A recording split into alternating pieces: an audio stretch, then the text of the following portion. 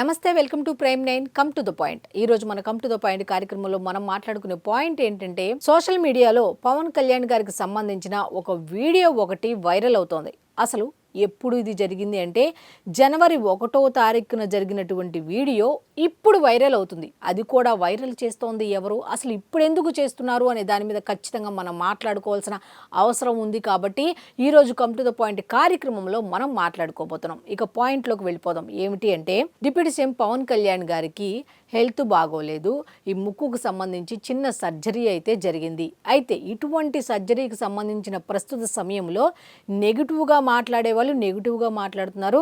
అన్న, నువ్వు తొందరగా కోలుకో అంటూ, సార్ మీరు తొందరగా కోలుకోవాలి సార్, ప్రజాసేవలోకి రావాలి సార్, కావాల్సినంత రెస్ట్ తీసుకోండి సార్ అంటూ ఎవరికి వాళ్ళు రకరకాలుగా వాళ్ళ ఫీలింగ్స్ కానీ, వాళ్ళు లేకపోతే వాళ్ళ దాని ఓదార్పు కానీ, ఇలా రకరకాలుగా మాట్లాడుతూ కామెంట్స్ చేస్తున్నారు.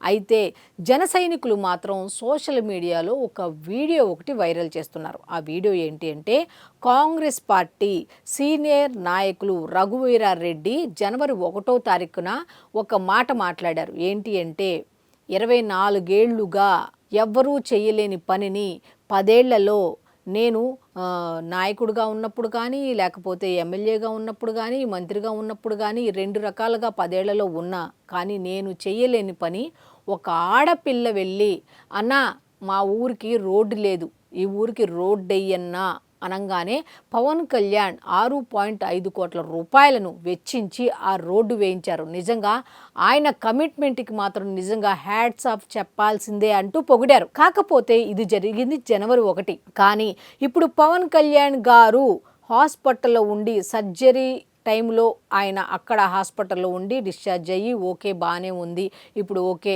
ఎటువంటి ప్రాబ్లం లేదని హెల్త్ బులెటిన్ బయటకు వచ్చిన తర్వాత జన సైనికులు ఈ వీడియోని బాగా స్ప్రెడ్ చేస్తున్నారు. అసలు ఎందుకు స్ప్రెడ్ చేస్తున్నారు అనేది కనుక మనం మాట్లాడుకుంటే, పవన్ కళ్యాణ్ అనే వ్యక్తి రాష్ట్రానికి ఎంత అవసరం, ఎంత ముఖ్యం అనేది మాత్రం చెప్పటానికే ఈ వీడియో వైరల్ చేస్తున్నారా అంటే ఎస్ అనే చెప్పొచ్చు. ఎందుకు అంటే, ఒక నాయకుడు గురించి పూజలు చేస్తున్నారు, వ్రతాలు చేస్తున్నారు, పొర్లు దండాలు పెడుతున్నారు, తర్వాత యాత్రలు చేస్తున్నారు, యజ్ఞాలు చేస్తున్నారు, యాగాలు చేస్తున్నారు. ఒక వ్యక్తి కోసం ఇన్ని చేయాల్సిన అవసరం ఎందుకు అని కొంతమంది ప్రశ్నిస్తున్నారు. చూసారా? వాళ్ళకి ఆన్సర్ ఇవ్వటానికి ఎందుకు ప్రశ్నిస్తున్నారు అంటే, మీరు ఈ వీడియో చూడండి. ఈ వీడియో చూసిన తర్వాత కూడా మీరు ఇలాగే మాట్లాడితే మిమ్మల్ని ఎవ్వరు, ఆ దేవుడు కూడా బాగు చేయలేడు. 24 ఏళ్లలో ఎవ్వరూ చేయలేని పనిని ఆయన చేశాడు అంటే, ఆయన గొప్పతనాన్ని సీనియర్ నాయకులు కూడా ఒప్పుకుంటున్నారు అంటే, మీరు మాత్రం ఆయన గురించి నెగిటివ్ కామెంట్స్ చేస్తారా అని కౌంటర్ ఇవ్వటానికి. అంటే జన సైనికులను ఏమనేవాళ్ళు, నూనూగు మీసాల వాళ్ళు, ఓటు హక్కు కూడా లేని వాళ్ళు అని అన్నారు కదా. ఒక వార్తని, ఒక మంచిని స్ప్రెడ్ చేయాలి అంటే వాళ్ళ తర్వాతే పవన్ కళ్యాణ్ గారిని తక్కువ అంచనా వేయొద్దు, అలాగే ఆయన వెనక ఉన్న సైనికుని కూడా తక్కువ అంచనా వేయొద్దు. ఈ మధ్య కాలంలో సోషల్ మీడియాలో మీరు బలంగా లేరు పవన్ గారు అని ఎవరైతే ఎంతమంది అయితే అన్నారో, వెంటనే సైనిక్స్ రంగంలోకి దిగారు.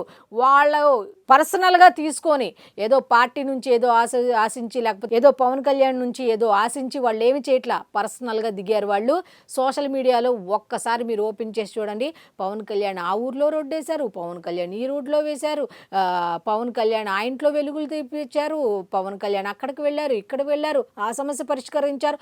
ఇలాగా పవన్ కళ్యాణ్ గారికి సోషల్ మీడియాలో బలం లేదన్న మాట ఎప్పుడైతే వచ్చిందో వెంటనే స్వచ్ఛందంగా వాళ్ళు దిగి ఈ విధంగా సోషల్ మీడియాని షేక్ చేస్తున్నారు. సేమ్ నిన్న కూడా అలాగే పవన్ కళ్యాణ్ అవసరం ఏముంది, ఇప్పుడు అంత ఇదిగా మాట్లాడుకోవాల్సిన అవసరం ఏంది, చిన్న సర్జరీయే కదా అనే వాళ్ళకు మాత్రం కౌంటర్ ఇస్తున్నారు. ఎప్పుడో జనవరిలో జరిగింది, ఇప్పుడు ఎందుకని కొంతమంది మాట్లాడుతున్నారు కదా.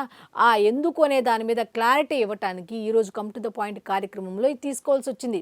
జన సైనికులు ఈ వీడియోని ఎంత క్షుణ్ణంగా, ఎంత బాగా, ఎంత కేర్ తీసుకొని స్ప్రెడ్ చేస్తున్నారు అంటే, పవన్ కళ్యాణ్ రాష్ట్రానికి అవసరం, ఆయన రాష్ట్ర నాయకుడు కాదు, దేశ నాయకుడు.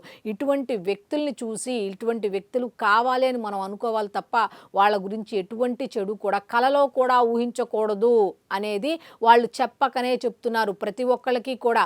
అంటే 4 నెలల క్రితం జరిగిన దాన్ని ఇప్పుడు స్ప్రెడ్ చేస్తున్నారు అంటే దానిలో ఆంతర్యం ఎంత ఉంది, అభిమానం ఎంత ఉంది ఒకసారి ఆలోచించండి.